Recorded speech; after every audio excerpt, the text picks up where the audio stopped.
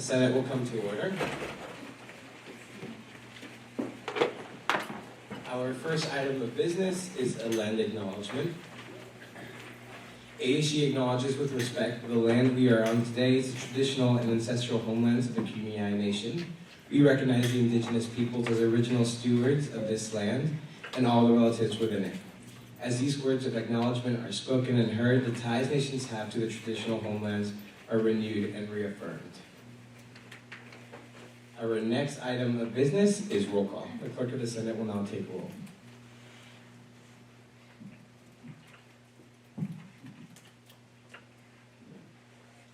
Aya Almani. Here. Jacob Aragon. Here. Ashika Arasu. Anissa Beckett. Here. Jolie Beagle. Here. Chloe Cohen. Here. Devin Eder. Here. Dana Farhood. Here. Joshua Feingold. Here. Cece Fletcher. Here. Angelica Gottman. Here. Lily Giovanelli. Here. Tequila Heyman. Here. Chloe Holm. Here. Osa Ioha. Here. Anna Janimov. Here. Marissa Liliviere. Here. Briera Long. Here. Mia Maradiega Yagan. Here. Jonathan Martinez. Here. Malia McKinley. Here. Sean Paula. Here. Morgan Pang. Valeria Rivera. Here. Isabella Sevilla. Here. Alyssa Weaver.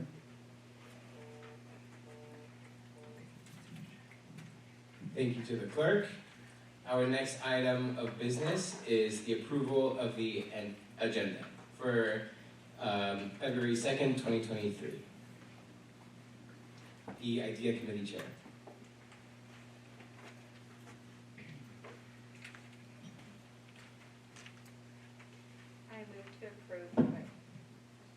I move to approve the agenda February 2nd, 2023. There's a motion on the floor, has been seconded to approve the agenda for February 2nd, 2023. Is there any further discussion? If no further discussion, we will now move to a vote. All those in favor, please raise your placards. All those opposed?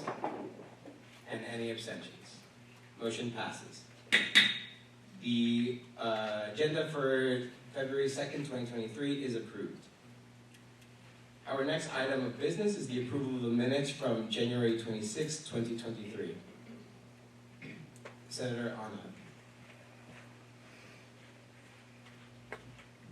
I move to approve the minutes from January 26, 2023. There's a motion on the floor, has been seconded to approve the minutes from January 26, 2023. Is there any further discussion? If no further discussion, we will now move to a vote. All those in favor, please raise your placards. All those opposed? And any abstentions? Motion passes. The minutes from January 26, 2023 are approved. Our next item of business is raising of questions from members of the public. If there's any immediate questions to raise to the body, to be addressed later at the final business and hearing of the public. If any member of the public would like to raise to the immediate attention, now is the time to do so.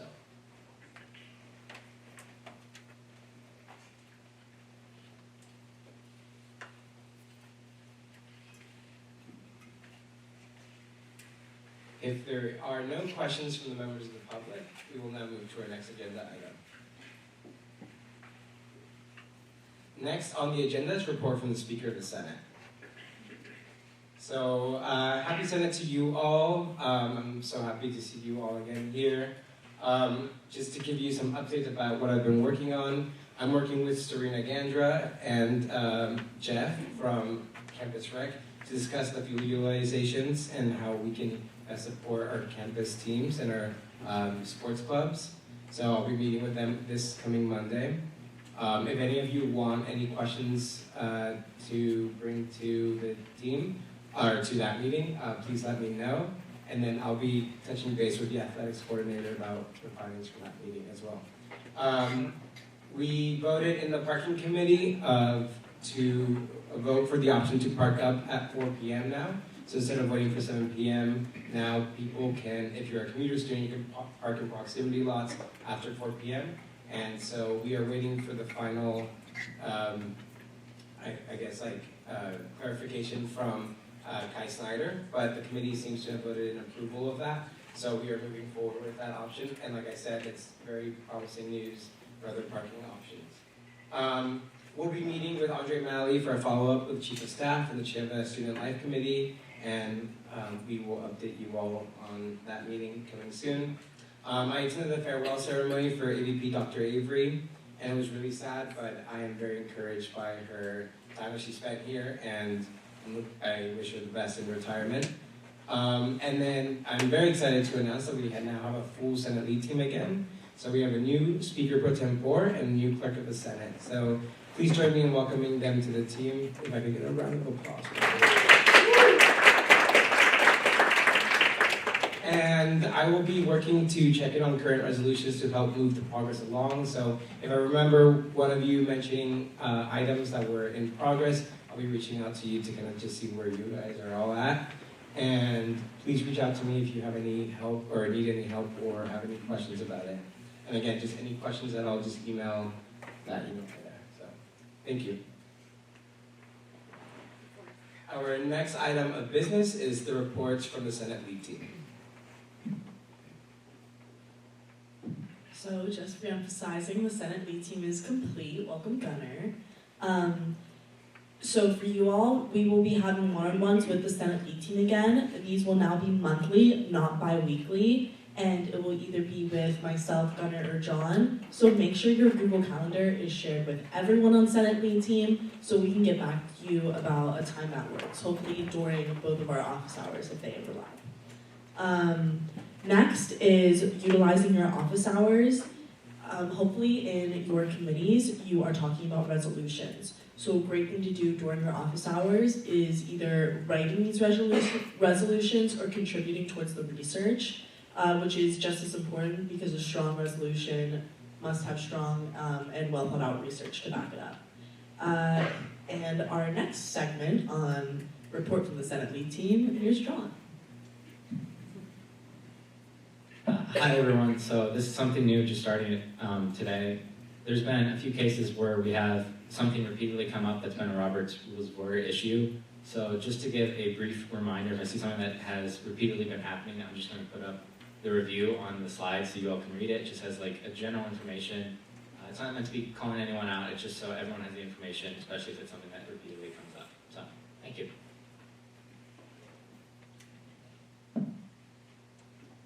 Thank you to the Senate lead team. Our next item of business is reports from the committee chairs and coordinators.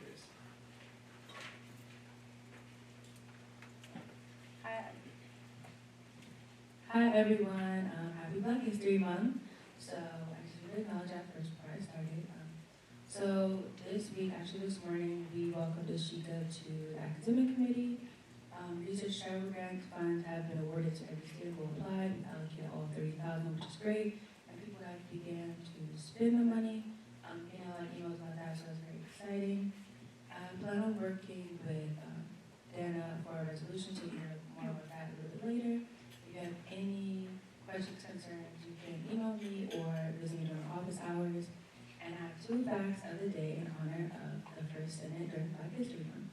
On this day in 1862, the District of Columbia abolished slavery.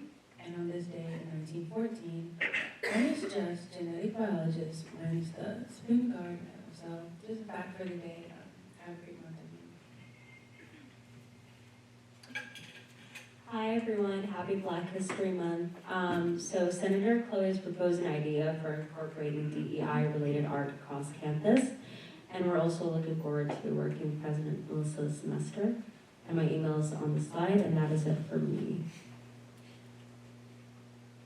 Hi everyone, I hope you have all had a great beginning of the semester. Our committee will be meeting with 2 student organizations tomorrow, and I'm planning on working with Academics Chair Rivera on a resolution. Thank you if you need me, my email's there.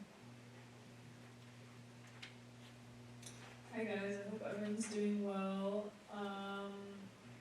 We're still working on the fitness center hours. We haven't reached out yet, but planning to do that very shortly.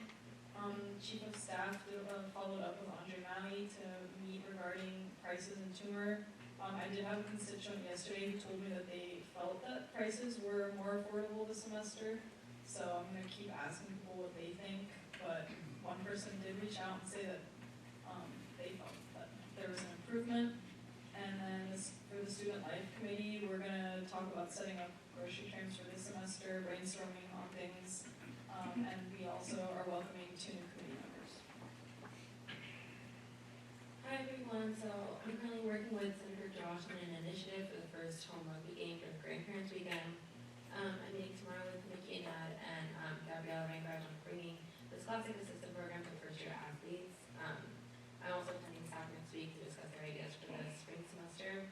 Also, tonight there's a men's basketball game at 7 p.m. versus Portland, and there's a free long-sleeve t-shirt for the first 250 students. And then women's swim and diving is on Saturday at University CSD, and women's basketball is also on Saturday at 2 p.m. versus BYU, and they're doing a speaker giveaway.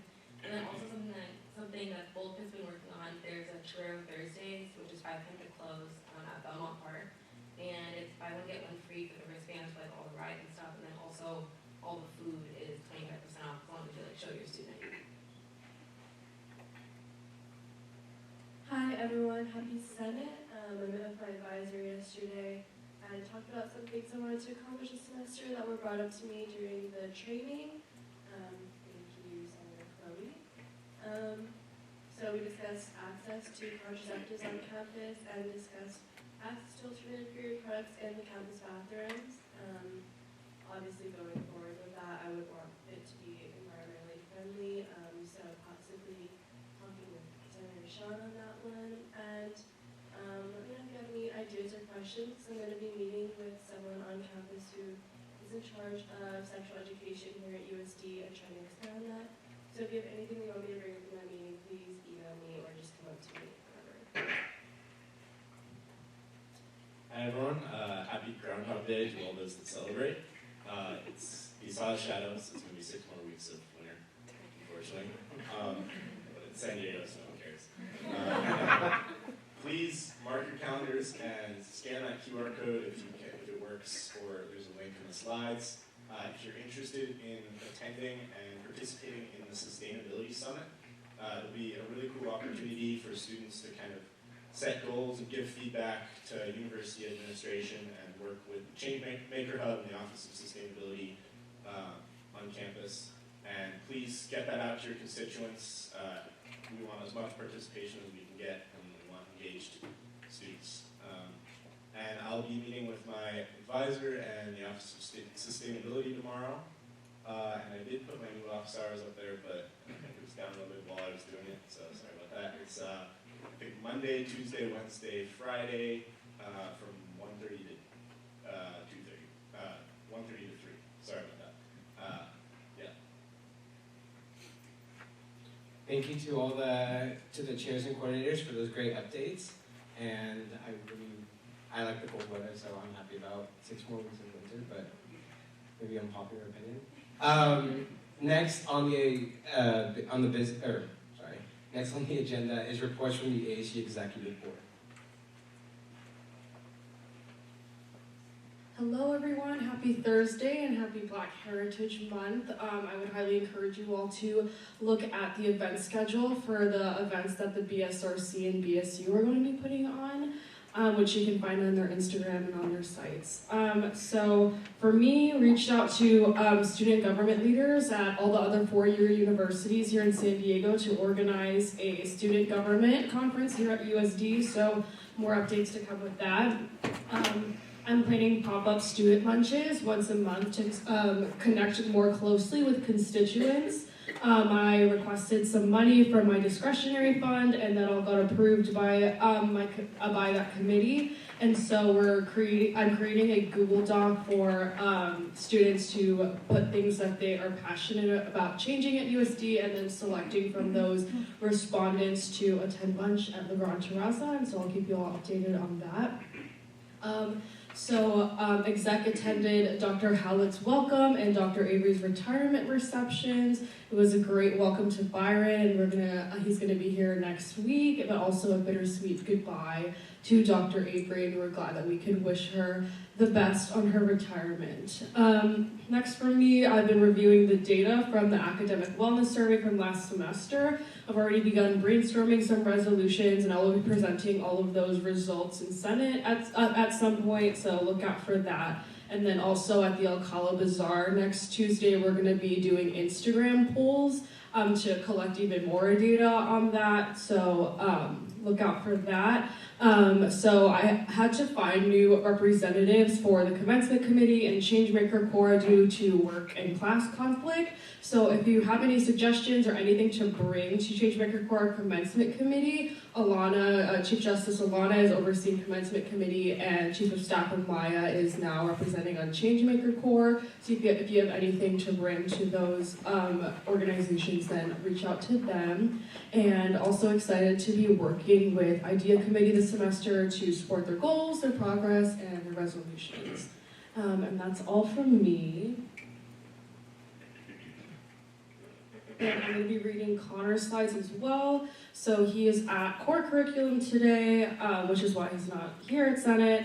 The Office of Undergraduate Research has requested $3,000 for travel funds, working on meeting that request as soon as possible.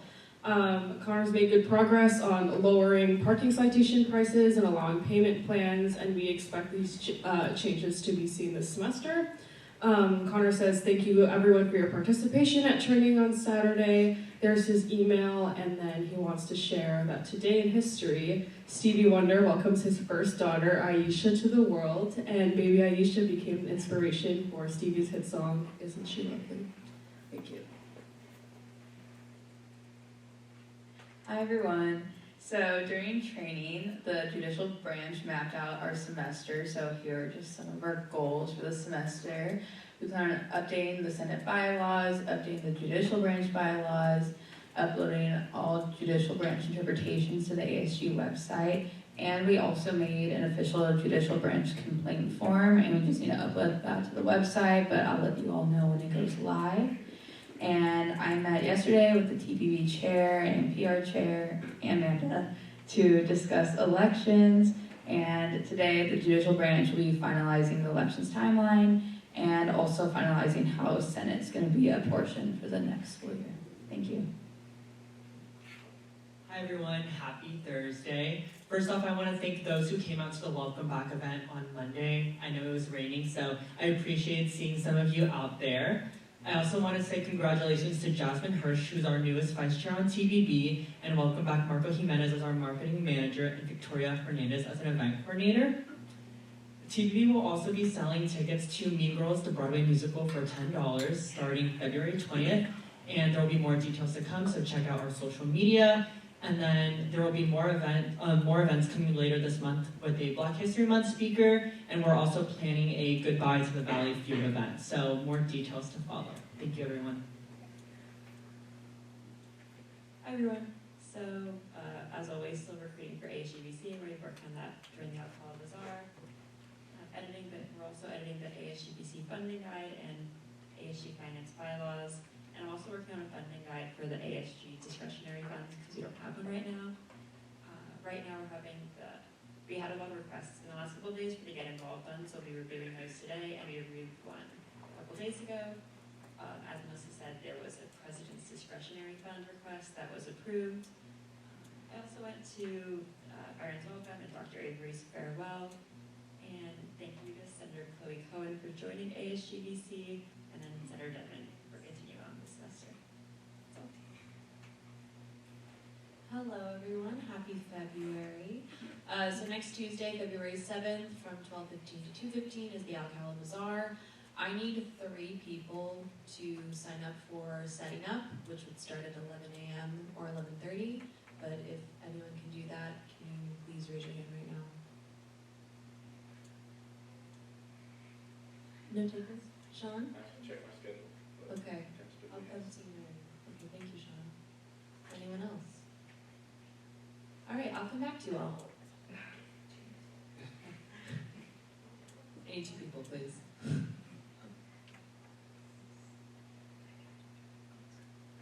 Okay, well, I'm coming back. Thank you, Isabel. And one last person. I already signed up for 11:30, but Yeah, you're on the. yeah. Thanks, Melanie. Okay. All right, anyway. Continuing with that, so keep an eye out for the production schedule in your inbox coming soon. The marketing committee and I started the student org spotlights on the Instagram as of Tuesday, so that should be happening every Tuesday. We have a list of clubs that we're going to do, but if you have, or if you know of any club that has a burning desire to be spotlighted, let any one of us in the marketing committee know. We're also going to be doing a promo video, so the marketing team will be crashing your committee meetings for just like 5 minutes to film some stuff. But also one of them are each in any one of your committees, so it won't be too bad. We're also looking at doing a day in the life videos for elections that are coming up to promo that. So if you have an interest in doing them, please contact me. And please stay after we adjourn to take a group photo. It'll be like 5 minutes. And for all you new senators who have not taken their headshot photos with me, please stay for that. And then on the right, I've got the gift of the week because I love corgis and I think that's really fun. All right, thank you.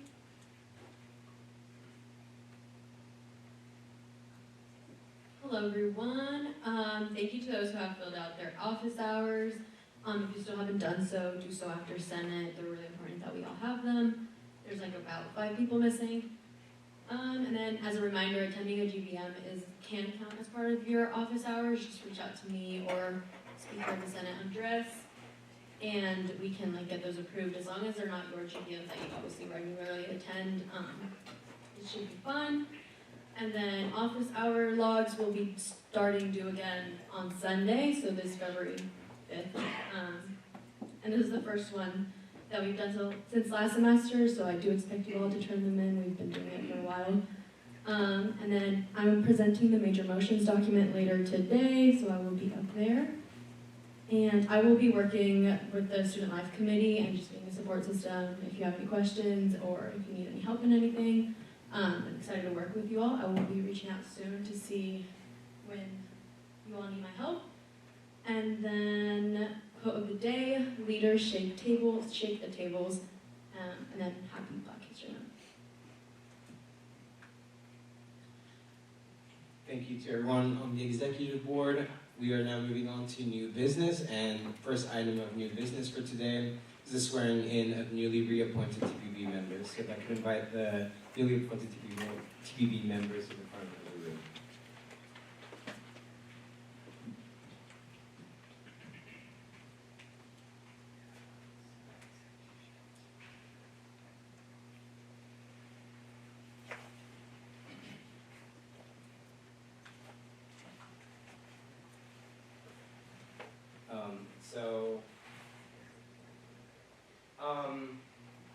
So we are going to begin swearing in our newly reappointed TPB members.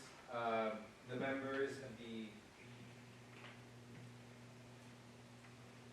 members of the Associate Student Government of the University of San Diego shall adhere to the highest ethical standards. They shall exercise judgments which are fair, consistent, and equitable. They shall do everything they can to strive for excellence in their goals, adhere to the Constitution and bylaws of the Associate Student Government, and work to achieve the mission of the University of San Diego. So after each of the following phrases, just repeat, I will. Will you demonstrate loyalty to the mission and goals of the University of San Diego? I will. Will you act within the Associate Student Government's Constitution and bylaws? I will.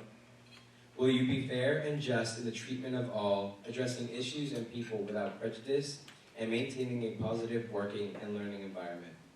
I will. Will you honor agreements and preserve confidentiality? I will. Will you be honest in and accountable for your actions and statements? I will. Will you demonstrate personal and professional integrity in all matters and respect ASU leaders, administrators, faculty, staff, and students? I will. Will you provide leadership in all your assigned duties? I will. We will now move on to the part of the oath, so just repeat the statement after I have said it. We will be part of a team which seeks to meet student needs, We will be part of a team that seeks to meet students' needs, to extend opportunities to all students, to extend opportunities to all students, and to enhance the quality of education and to enhance the quality of education students are offered at USD. students are offered at USD. We will work with fellow members We will work with fellow members of the Associate Student Government of the Associated Student Government in a spirit of harmony and cooperation. in a spirit of harmony and cooperation.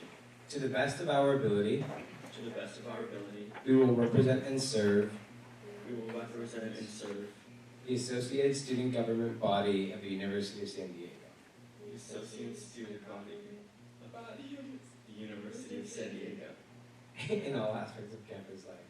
in all aspects of campus life. Congratulations and welcome back.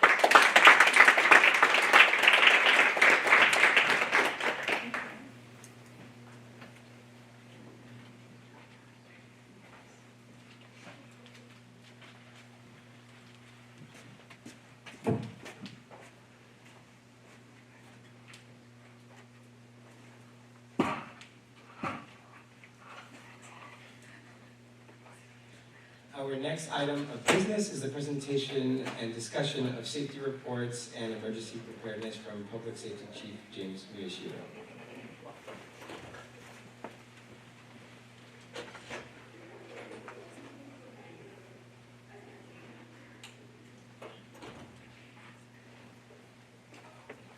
Well, thanks for allowing me to come up and speak for a little bit. It's good timing, worked out fine. In a minute, I'm going to introduce our new emergency preparedness coordinator, and he's going to kind of go over some of the fentanyl issues happening in San Diego County. We received kind of a grant for about 300 doses of a thing called Narcan that he's going to explain. And we've been training people on campus on how to use it. We're hoping to get that to students as well so that they know how to use it and they can sign up and get certified and be able to administer that. One of the other things I want to quickly go over is that on February 28th, Public Safety is having an open house and we'll be in the UC forums and everybody's invited. And if you come by, you get a little coupon to go out to the truck. We have a habit burger will be here, so you get a free lunch. And that's about it. And the main reason I'm here, like I said, is to introduce our new emergency preparedness person, and this is Dr. Arthur Cummings. Thanks, Chief. Good afternoon, everybody. Did everybody hear that? You come to public safety events, you go through a series of just having some conversations about opportunities, you get a free lunch. Did you hear that part? From Habit Burger, did you hear that part?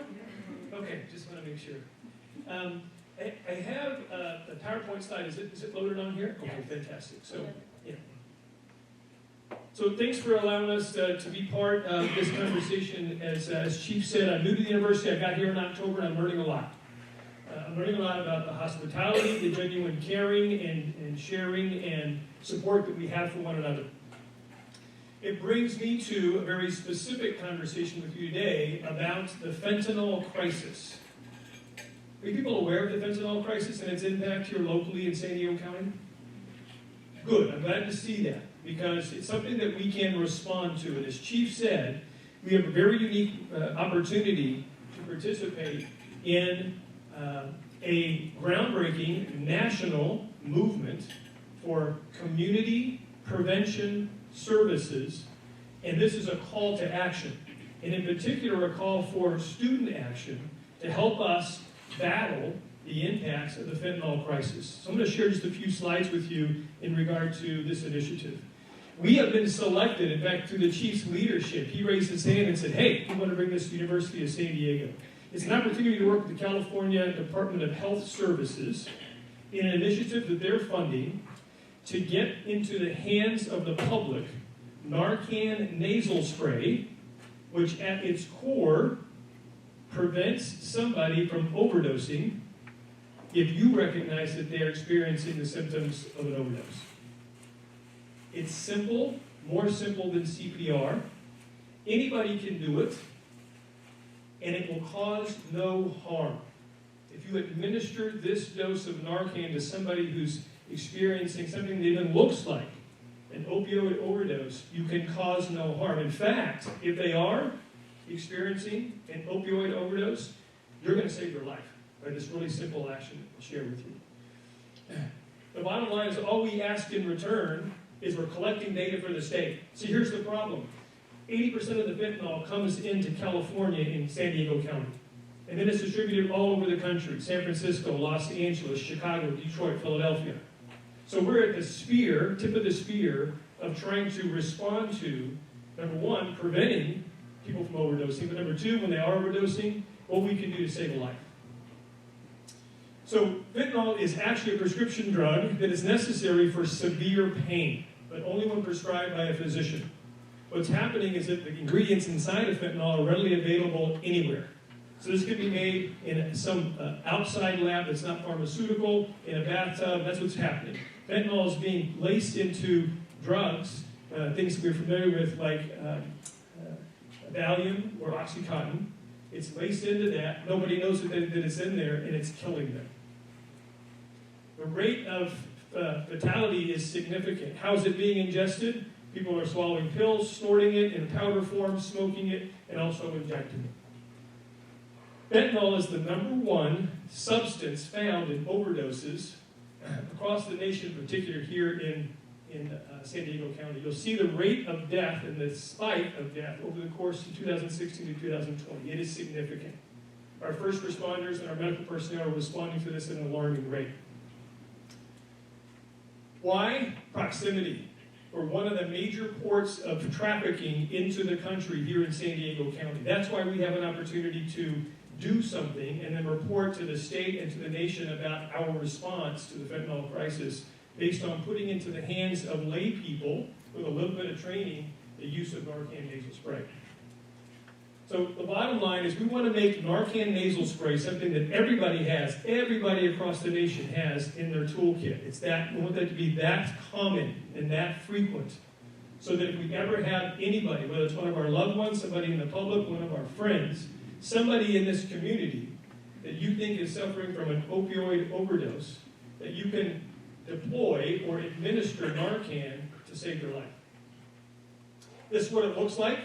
Right now it can be accessed at some of our larger healthcare agencies. It is also for sale. The goal of this particular prevention initiative is to make it widely available at no cost to anybody, so that anybody can access it in that critical time to administer to save a life. I'm going to show you a very brief video here. Maybe if the arrow pops up there, it transferred. If not, I'm just going to tell you how easy it is to administer this stuff. Okay? You see that little plastic vial in the right-hand corner? 2 of those come into a box. It's 4 milligrams of naloxone is the actual drug. When somebody's experiencing what you think is an overdose, they're slumped over, they're almost passed out, shallow breathing, light heartbeat, okay, or not breathing or no heartbeat at all. You basically take this particular dispenser, you place it in either nostril, you push the plunger, then you support that person for the next 2 or 3 minutes. They should start breathing again, and their heart should start beating again if it wasn't, or it should be maintained if they did have a shallow heartbeat or shallow breathing. At the end of 2 or 3 minutes, if they're not responding, you administer a second dose of Narcan. In that box right there are 2 doses of Narcan nasal spray. What you're doing in those critical moments is keeping this person breathing and keeping their heart beating in those critical moments between 4 and 6 minutes before first responders arrive on scene. Does that make sense to folks? It's that critical 4 to 6 minutes. So as soon as you call 911 or tell somebody to call 911, you're administering Narcan nasal spray, maybe up to 2 doses or more, keeping them breathing and keeping their heart beating until first responders can arrive to perform heroics. Does that make sense? You can do no harm. Even if it wasn't an opioid overdose, it's not going to hurt them. Okay? Even in infants, it's not going to hurt them. Okay?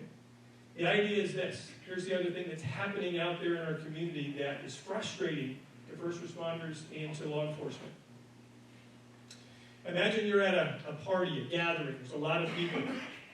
Suddenly somebody goes down on the ground because they've ingested something that either were taking recreational drugs and took that risk, or they were taking recreational drugs and it's laced with fentanyl, and now they're experiencing an opioid overdose symptoms. Imagine that scene, right? Here's what law enforcement and first responders are saying. People in those crowds, those audiences, those circumstances, are hesitant or reluctant or don't call 911 because number one, they don't know what to do, or number two, they may also be under the influence of alcohol or substance. They may be in possession of substance, and they fear retribution against them if they get law enforcement involved. You see that circumstance being realized? So what law enforcement wants you to know is that the Good Samaritan law says that no matter what state you're in, no matter what drugs you may be holding, if you in good faith make a phone call to 911 to save somebody's life who's experiencing an opioid overdose, there'll be no retribution, no charges, no action taken against you. The reason we want to tell you that is because it's happening over and over again. People are having an opioid overdose. Everybody's afraid to call law enforcement. The person dies right there on the scene. It doesn't have to be that way.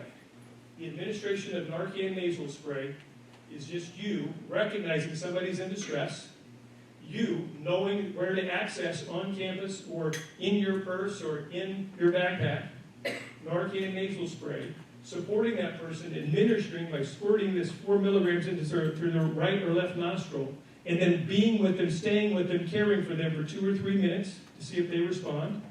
If not, you administer the second dose, and by that time, first responders should be on scene. Does that make sense to folks? Does that seem manageable and doable? Way easier than chest compression CPR, right? You can do no harm. And this entire prevention effort is to say anybody can do this. We're here in San Diego County where it is killing people. Fentanyl is killing people.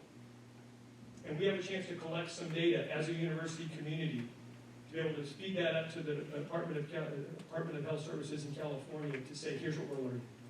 So maybe we can tell other communities how to do this and how to respond to the fentanyl crisis. Does that make sense to folks? So the chief and I are wondering, based on what I've shared with you, what are some things that you're thinking about? What are some questions that you have about this initiative and about what you can do? What comes to mind? The president.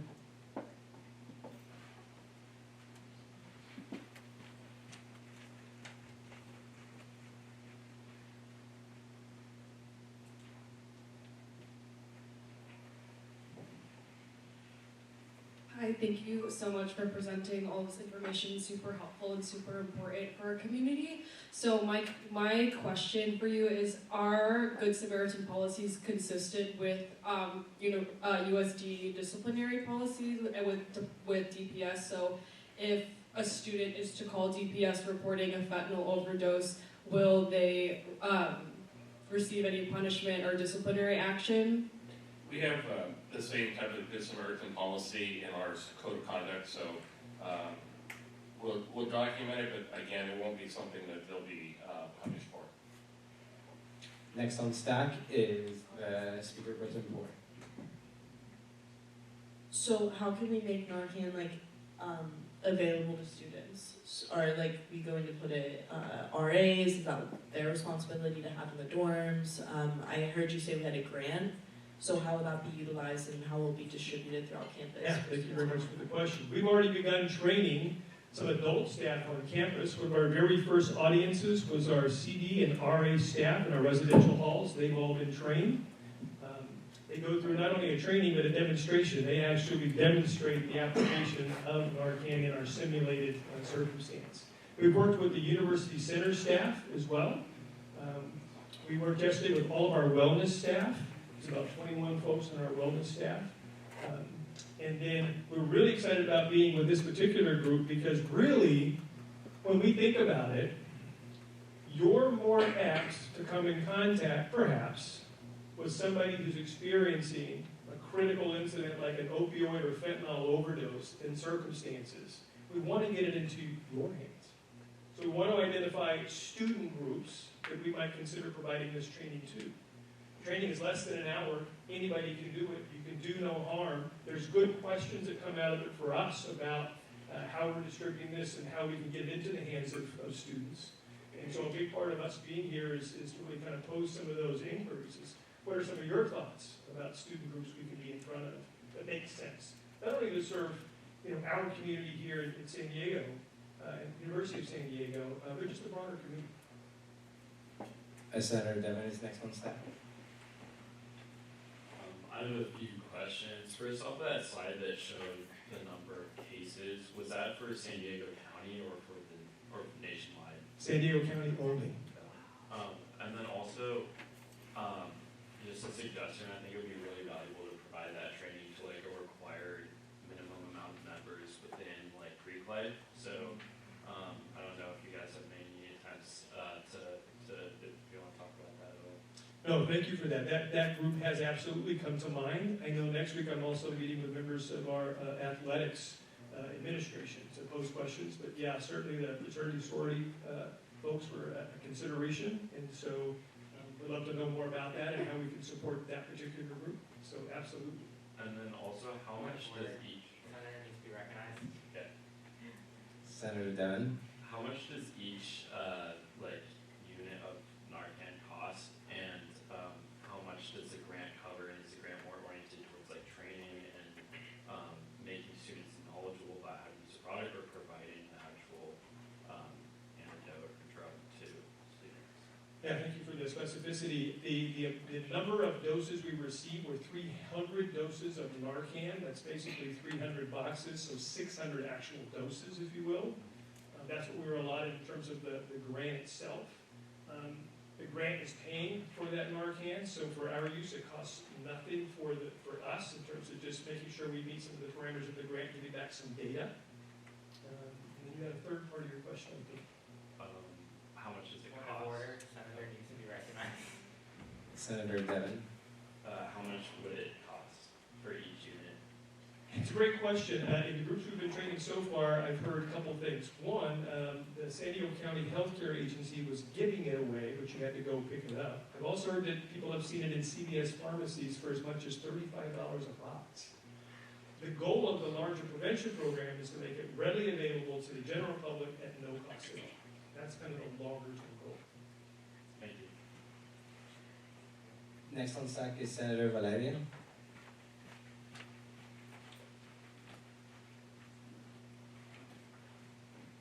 Just wanted to say thank you so much for this information. It's so important. But my question here is, what is the aftermath? After this procedure is happening and you have names down and there's no punishment due to the law, but what happens next? Would students have to go through some type of rehab? Would they have to go through some type of training so it doesn't happen again? Or what would be the next step? Or would we just like let it go? Or would we do further investigation into this? Are you speaking about those who may be succumbed to a opioid overdose, or somebody who's administering the Narcan? Or both? Senator Valeria. Both, exactly, yeah, both for the participant, the one that was used it on, and as well as the person that called. So I'm going to take this scenario and suggest, okay, the student, let's say, that's experienced, USD student who's experienced an overdose. We want them to live, bottom line, right? We're using the Narcan to preserve their life and to get them to life-saving procedures so that they survive the event. Certainly, I know that there are services and supports on campus to support that circumstance, both from a psychological, emotional recovery, but also from physical addiction or drug abuse. Okay, so those services are available to the student. For any student that, in this particular grant, that is administering the Narcan, all the state wants to know, doesn't want to know your name, doesn't want to know the victim's name. All they want to know is, what were the circumstances? You know, when, where, what, and what was the outcome? What was the outcome? We may never know the outcome. You could administer Narcan and first responders take them away, and we don't know the outcome. that's part of what the data is about, is trying to collect, do we know what happened to the victim when Narcan was administered? Senator Valeria? Thank you for that state-wise, but my question, I'm sorry if I was indirect, was towards the school. Like, what would the school do after the action has happened? Well, you know, hopefully it hasn't happened here yet. We haven't had any students report any type of overdose where we've administered Narcan, and public safety's been carrying it now for probably about 2 years. And so we haven't, you know, had that issue, and hopefully we won't. If we did have that issue again, it's gonna, like Arthur mentioned, we do have a lot of resources here for that student. So our main concern is to make sure they get the resources and help they need. So the person that reports it, again, nothing's going to happen to them because, again, they're under the Good Samaritan policy here. We're not going to do any type of enforcement. We're just going to document that this happened and try to get people the help that they need. In this initiative that we have here, we're also hoping that even if it's not a USD student, just people in the community, if you go down to PB or Ocean Beach or wherever, if you see somebody that's having some type of difficulty, we're hoping that, again, we can administer this. So it's not limited just to USD students. It's anybody that we come across, you know, that may need something.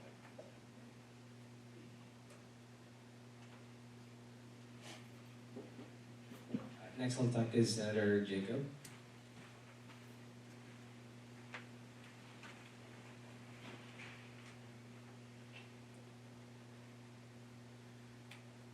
Well, thank you for coming. My questions were already addressed by Senator Devin, so thank you. Next on stack is the Health and Wellness Coordinator. Hi, so I have two questions. One is for people who have received the training, do they already have access to Narcan? And if so, where on campus can you find access to Narcan? Yeah, as a participant in the training, you receive doses of Narcan. So that's one of the things you walk away with is at least one box of 2 doses of Narcan. And right now, in the areas that we've trained, so if for our RAs and CDs, it's in the resident halls in designated places, places like the reception desk. There are certain RAs and CDs offices, so they're designated where these doses of Narcan are. With the UC staff and the University Center, same thing. Individuals have them, general locations have them, reception desks have them, and just yesterday there was a determination made to put these also, make them available to all custodians in their custodian closets, so they're kind of strategically placed all over the building, so that even the custodians know they can access that. That's a group, one of the groups I was training yesterday was the custodians of the UC facility. So the idea is, yes, getting into the hands of people, but strategically as we begin to train different student groups and adult groups is to make sure people know where to access that. Next on stack is Senator Joey. Hi, I have two questions as well. Just one, how soon are you looking to get this out to the student community, the more general, I guess, student body? And two, how can we aid you in doing that? Yeah, I'll answer it this way. People are dying as soon as possible. As soon as possible, we can identify those student groups that are willing to be trained. That's how quickly we want to access them. We are limited to just the 300 doses. When we get to the 300 doses, that's all we have. But in terms of the training, the training pace, the quicker we can identify the willing student groups, the more readily we're ready to train.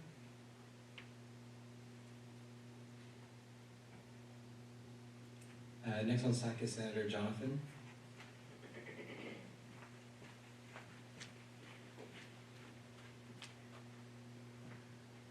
First of all, I want to thank you for your presentation.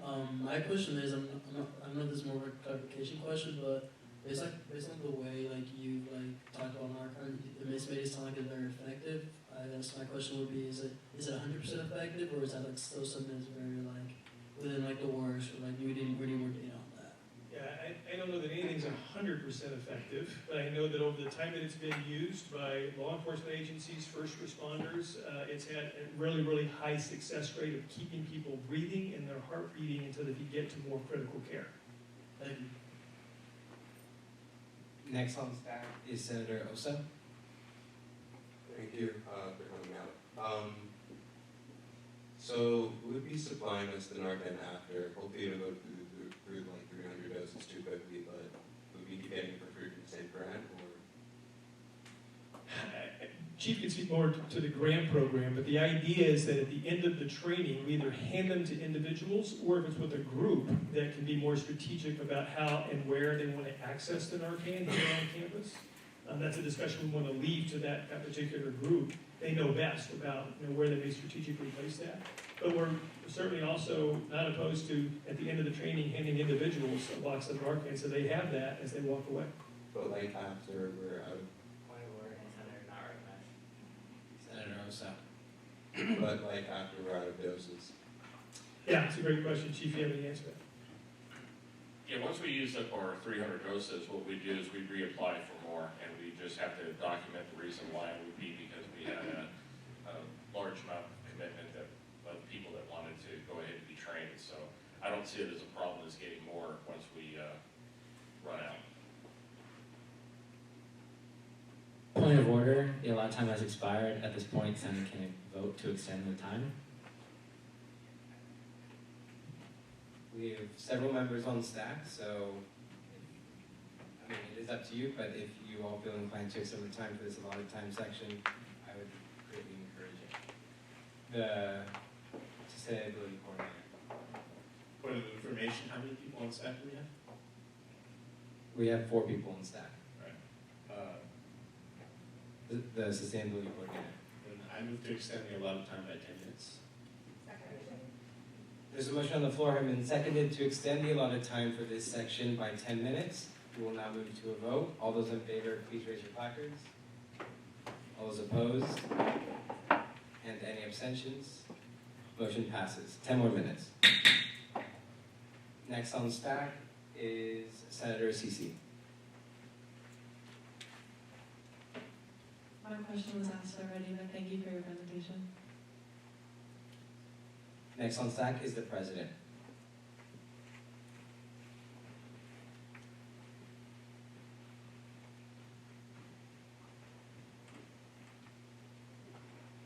I just had a quick suggestion for maybe where to start on having this readily accessible for students to be trained.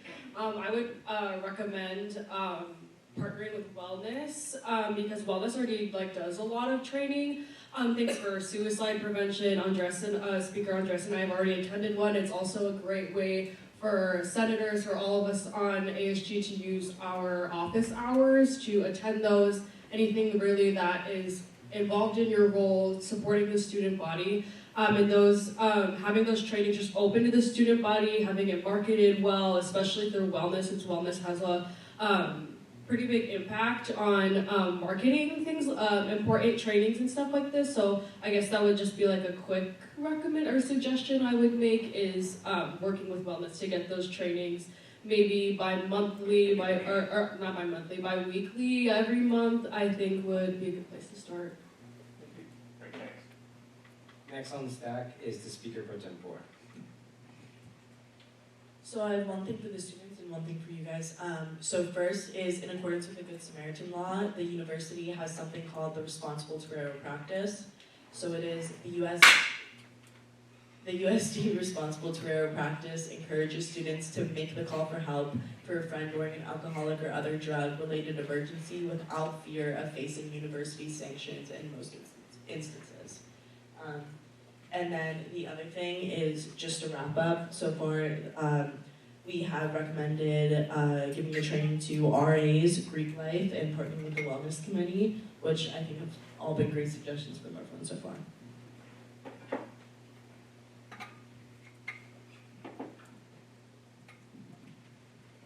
Next on stack is Senator Ashika.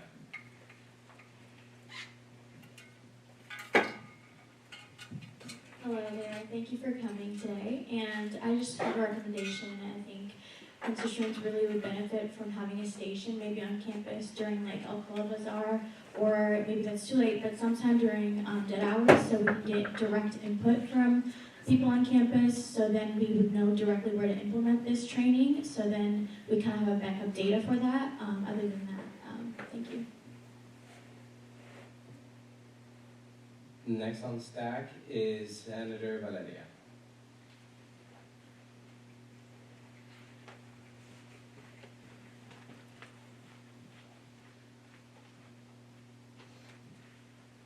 I think they really took everything with them, but I just really want to emphasize how important it is to do this with Greek life. I agree with the president, starting with wellness would be amazing, as well as Senator Devin. I think Greek life is a huge part of, just with parties and stuff. I think it's really important for us to implement that training on them. Next on stack is the athletics coordinator.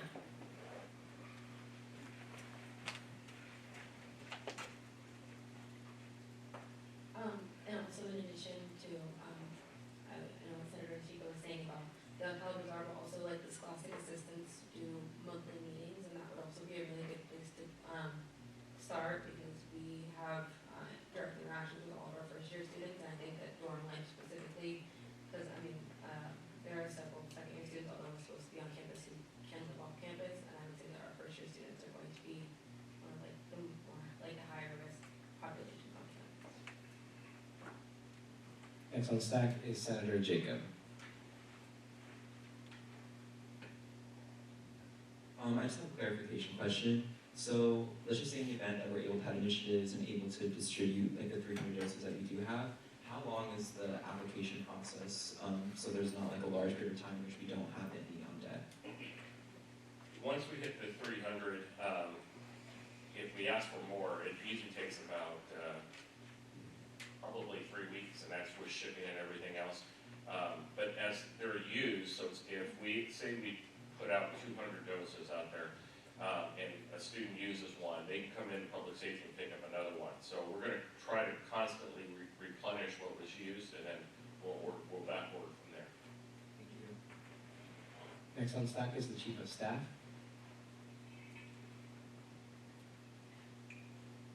Hi, thank you for the presentation. I agree with Senator Anissa on like focusing on maybe the freshman class as they're coming in, because they're more likely than not they'll continue on here the 4 years.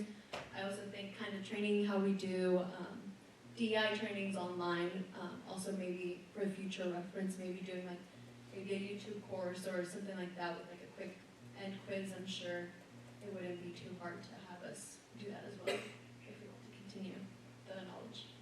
But thank you for coming. Next on stack is the Health and Wellness Coordinator.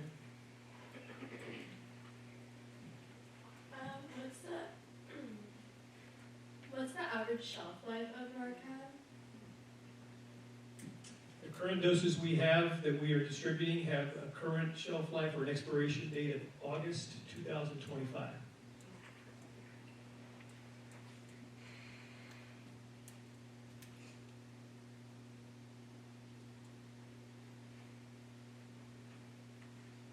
Senator Osa. Just a suggestion, it might be best to reach out to our resident assistants if we're trying to reach the freshman class.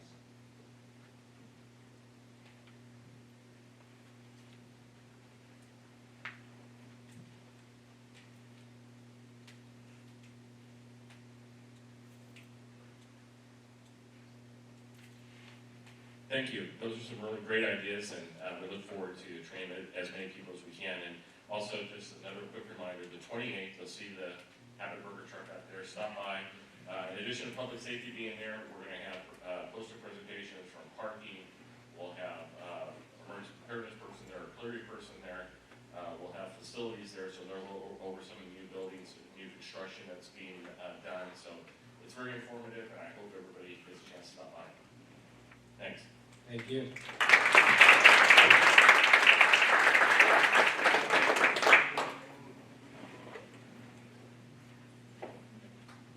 Next, in Next item of business is a presentation and discussion on ASG's major motions for the past semester by the Chief of Staff, Amaya Rodriguez Ariz. Hello. So I'm just going to go over the document.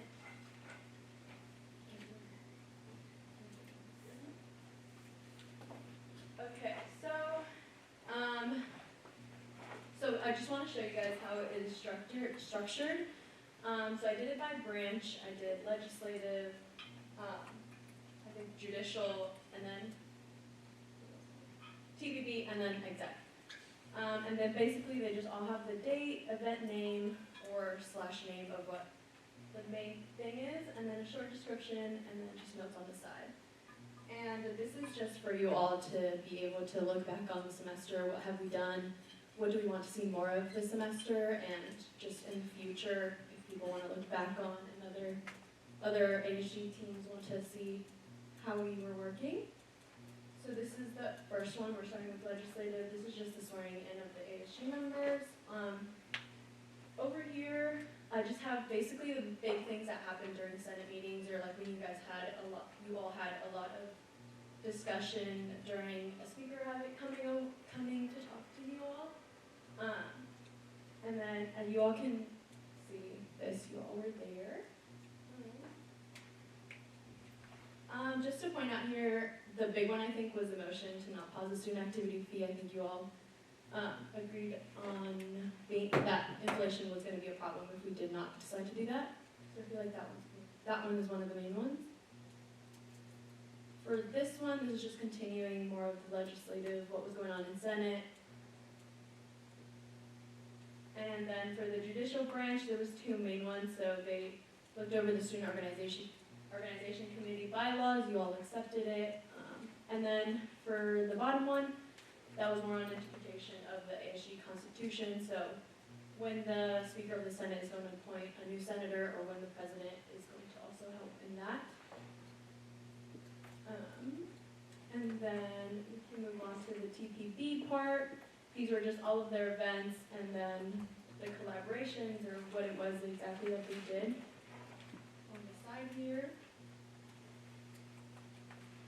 And then the executive branch is where it changes a little bit. Instead of a kind of an event name or like a major event that was going on, it was more of our goals and major things that we were focusing on. So these were them with cost and wellness practices. President Melissa and VP Connor took charge of that and making sure that wellness during class is also practiced as well. And this is carrying on into the spring semester. They're going through the data right now. From the responses they received.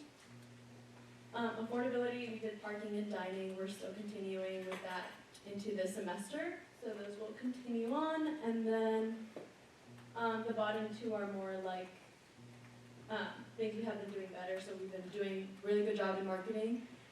You all have been engaged a lot in the Instagram, TikTok, all of that. We've been doing a good job at getting our name out, so good job for that. And then involvement in the wellness living. A lot of you have been very involved, asking a lot of questions. It's really good. And all of these are carrying on into the spring, obviously, so we will see more of that as well.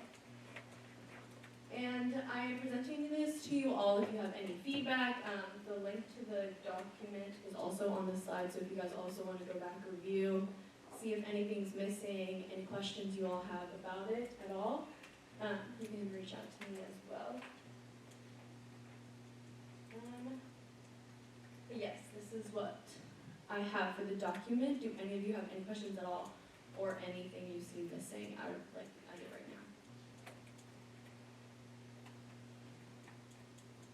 Okay, sounds good. I think I did a good job then. But yeah, thank you all.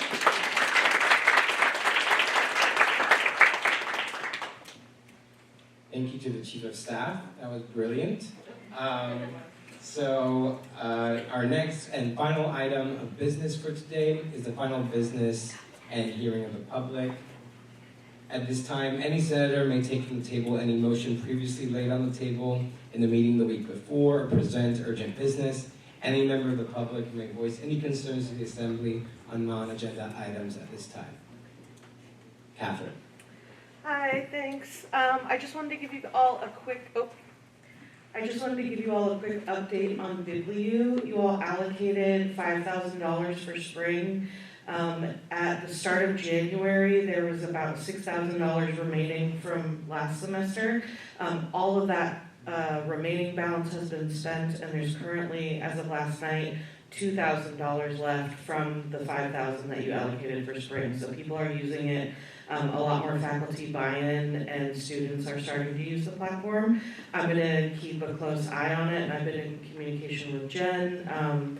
But once the $2,000, the remaining $2,000 has been spent out, then since there's no more money left, new students won't be able to access it. It won't turn off access to books that students have already logged in and gotten, and there's always a rush at the beginning of the semester when classes start, so just something for you all to be aware of, that once the money's spent out, a student who waited too long and hadn't looked at the textbook until finals probably won't be able to log in and view the textbook at that time. Like I said, I'm going to keep an eye on it, but if any of you have questions, I'm going to work with Connor, obviously. Just let me know. And then we also have an excellent Black History Month event planned, an author talk in the Harry Potter room. It's on, I believe, February 28th. It's on our website, it's linked on our Instagram, there's flyers all over campus. I highly recommend going and registering to secure your spot, because it's going to be filled up pretty quick. And that's it. Thank you. Next on stack, we had Senator Chloe.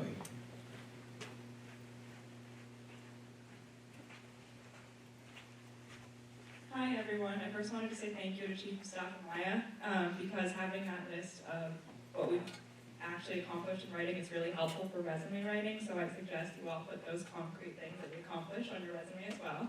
I also wanted to encourage everyone to start thinking about your opinions and feedback for mental wellness on campus. Senator Chloe and I want to facilitate a discussion on that in an upcoming Senate, so just connect with your constituents and use your own personal experience maybe to think about what you want to contribute to that discussion. And if you have any questions in the meantime, I'm always in the office, and Senator Chloe makes herself available as well. Thank you. Next on stack is the Chief of Staff.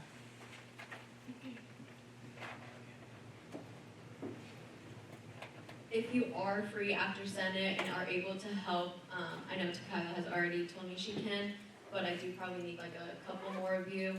So if you can, to help out with, I should start with that. To help out with food, to take it to the SLP and just make sure utensils are put away, plates are put away, just in case when we do finish later, I'm not able to. But today I probably just need one other person, if one of you can volunteer now. Oh, cool. Thank you. Also, just a reminder, the PR chair mentioned that we're going to take a group photo, and new senators, please stay behind to take your headshots. Yeah, I forgot what those are called. And so next we have the Student Org Committee Chair. Move to adjourn the meeting. There's a motion on the floor, has been seconded to adjourn today's meeting. Is there any? Actually, we'll move to a vote. All those in favor, please raise your placards. All those opposed? And any abstentions? Motion passes. Senate is adjourned.